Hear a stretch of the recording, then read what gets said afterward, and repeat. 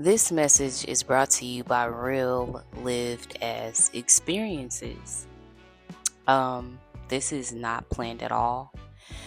However, I just came across a Reddit post and it got my mental wheels spinning in regards to delusion, intimacy, love, and relationships. If you're new to this channel, go ahead and click that like button if the title resonates, or if any other content on this channel resonates, if you feel like you can benefit from this collective energy and content based upon self-love, healing, childhood trauma, and also spirituality. To all of my returning subscribers, my day ones, my OGs, thank you all so much for your continued support. I truly do appreciate you. So without further ado, yes, let's get back into it. This is not any type of journal prompt, so I don't have anything previously written. So if I sound spacey and or need to pause to collect my thoughts, that is why. But I feel like I'm just going for it. I'm just out here chicken winging it, dying it and all, because I feel like this is something that I've gone through, currently maybe experiencing at my medium-sized age, in my 30s, just healing, growing, and evolving. But as I say, in order to truly heal and evolve, you must be honest with yourself. And sometimes people don't want to do shadow work or inner work at all because it's difficult to accept things that are shamed, that are shunned.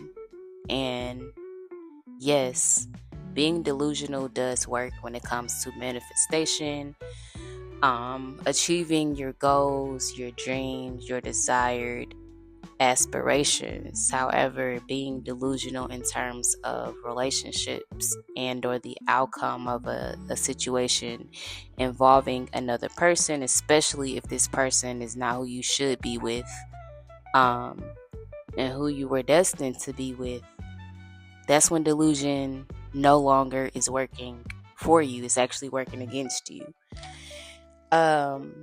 Yes. And I'm saying delusion that is also met with confusion. So if you're involved with somebody on an intimate level and you are asking yourself, what are we? What are we doing? Do they really like me? Do they really love me? God is not the author of confusion. If you are met with confusion, if your nervous system is um a tangled mess, more so than at ease when you're around this person, or even when you're not around this person and you're simply thinking of this person, you need to question the validity, the genuineness of the connection, and if that person should be in your life at all. Because if it was truly divine, sent from God, sent from um somebody shit that your ancestors, your spirit guides, angel guides even want you to be with, like, would you be in so much mental turmoil? I think the fuck not. And sometimes we have to be honest with ourselves, like the delusion. Oh, she must want me real bad. They really want me because, the last time that we saw each other, it was just fireworks. Meanwhile, there's an inconsistency when it comes to communication. Meanwhile, are they initiating dates? Um, and you have to even be even more careful, because sometimes you can be experiencing dates, you can be experiencing communication, but whole time it's a Decepticon, it's somebody deceptive, a demonic energy undercover that's really just coming to distract you from your goals, from your dreams, from your aspirations. You have to ask yourself, are they truly speaking to your heart and soul, or are you getting aroused and um are you getting aroused energetically because they are speaking to your wounds? It's so important for us to go back in time to truly figure out how our parents, parental figures, how people who raised us showed up in our lives as children. Because y'all know how people are when dating goes. People date their parents, or I want to find somebody, like my dad or my mom. Some people say that. Now, if you grew up in a toxic or dysfunctional household, an abusive household, you're not necessarily walking around saying that, rightfully so. But just because you're not saying that doesn't mean that you're not saying that with your soul, with your energy, even with your body. And sometimes these fine ass people that come in our lives to distract us, that we become all delusional over, are speaking to our past traumas, because parts of us are used to being confused. Parts of us are used to being left, rejected, dumped by our parents first. They started the trend. Like, it's um a popular coin term now to be ghosted. But our parents, some of our parents, because this message won't apply to everybody, some of our parents started that trend a long time ago by ghosting us. But we still had love. We couldn't turn that love off. Um, and this is me being transparent. My mom was gone for most of my life. From 3 to we didn't even reconnect until, well, I'll say 6. From 6 to my sophomore year in college. But the love was still there. But I didn't necessarily see it as abandonment at the time. Um, but she was the first person for me that started that trend, like being abandoned and shit. I'll say my biological father too, as well. That's for another story time. But that, on a real freaky psychological level, that entices us or starts the initiation process for us to be activated, to be attracted to people that will have those characteristics to do the same thing. That's where you have different attachment styles. Um, magnets attract. You have the whole runner and chaser dynamic.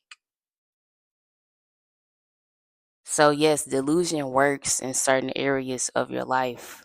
My life speaks for itself. I've been very much delusional. I believe that you can rise above the ashes, if you will. The ashes being trauma, being abuse, being difficult situations that happen in your life. You can rise above it. But delusion, when it comes to people, no, you can't be putting your life, your heart, your life force, vitality in the hands of somebody that could just run off with the shit and leave you with nothing. You cannot be that much in delusion. Shit, if you're gonna be delusional, you better make sure, and this is in a love sense, you better make sure the other person is just as delusional about you as you are them, if not more. Um, because anything that isn't clear ain't it.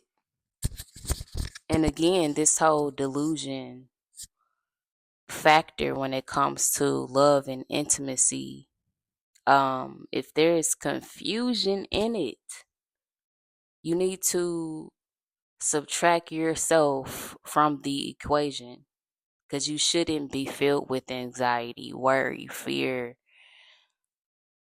having fucking 1,000 questions going unanswered. That's delusion, because you're still involving yourself in something that is not clear, because it is not true. It is not genuine. It is not trustworthy. And your spirit knows that.